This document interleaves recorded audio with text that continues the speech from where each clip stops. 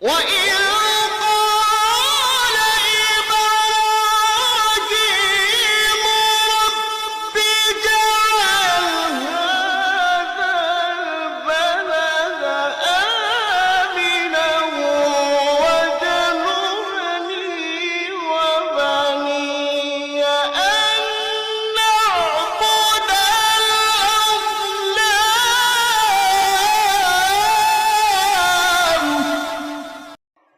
ليغفر لك الله